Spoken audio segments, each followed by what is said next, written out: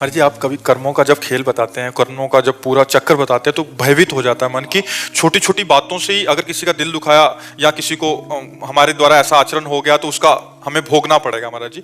पर महाराज जी, कभी कभी दूसरे पक्ष में देखा जाता है कि कोई बहुत बुरे आचरण कर रहा है और वो बहुत बाहरी उससे देखा जा रहा है कि वो बहुत धन संपदा और कुछ समय के लिए, जैसे उसका रहस्य जो नहीं जानते वो नहीं समझ पाते।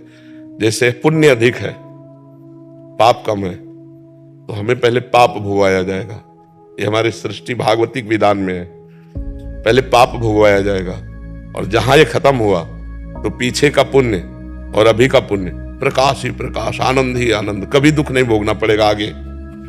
हाँ, और जिसका पाप अधिक होता है और पुण्य थोड़ा होता है तो पहले उसे पुण्य भोगाया जाएगा। अब वो पाप करते हुए भी आनंदित है, पाप करते हुए भी सुरक्षित है, पाप करते हुए भी बहुत स्वस्थ है, सब उसकी अनुकूलता है। और जहां उसका वो पुण्य खत्म हुआ और वर्तमान का पाप और पूर्व का पाप लगा, विध्वंस हो जाएगा, मिट्टी में मिल जाएगा, किसी काम का नहीं रहेगा। तो ये जो पापी लोग हैं बहुत सुखी दिखाई देते हैं। इनका पूर्व का पुण्य जो थोड़ा है उसको नष्ट किया जाता है, और जब ये नष्ट हुआ तो देख लो ऐसे परिवार हैं कि विध्वंस हो गए, देखा गया। हाँ, वो नष्ट हो जाता है। जब पाप का परिणाम आएगा तो नष्ट हो जाएगा। बड़े बड़े संतों को कष्ट में देखा जाता है कि उनके थोड़े पाप में भोग कर वो भगवान को प्राप्त होंगे। महाराज जी, जो भजन कर रहे हैं वो उनमें काफी प्रश्न भी आते हैं ऐसे, तो फिर तो पूर्व का जो पाप है वो उसको कष्ट दे रहा है, और जहां ये पूर्व का पाप नष्ट हुआ और पुण्य का मिलान हुआ, प्रकाश हो जाएगा, आनंदित हो जाएगा। इस विधान को संसारी लोग जानते नहीं तो कहते ज्यादा धर्म कर्म करोगे तो दुख ही भोगोगे, ज्यादा भजन करोगे तो दुख भोगोगे, क्योंकि पाप करने वाले सुखी हो रहे हैं। ऐसा नहीं, पाप करने वाले के पास तो कुछ बच ही नहीं जाता, फिर पुण्य नष्ट हो तभी तो किसी काम का नहीं रहता कि यहाँ का सब कुछ नष्ट हो जाएगा, इसके बाद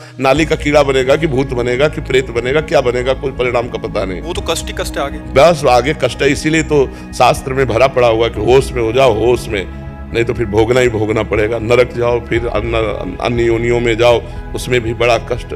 मनुष्य शरीर में तो कहीं पीड़ा है तो हम वैद्य डॉक्टर से मिल सकते हैं, लेकिन सुअर कुत्ता बनने पर अरे जिंदा जला के लोग खा रहे हैं, हाथ पैर बांध दिए ऐसे ही लकड़ी में, नीचे से आग लगा दी, धीरे धीरे पक रहा है और उसे खा रहे हैं लोग। बड़ा पाप कर्म करते हैं, पाप कर्म का फल बहुत दुखमय होता है। अब मान लो इस समय हम सुधार में चल रहे हैं, लेकिन पीछे बुरा किया तो भोगना पड़ेगा।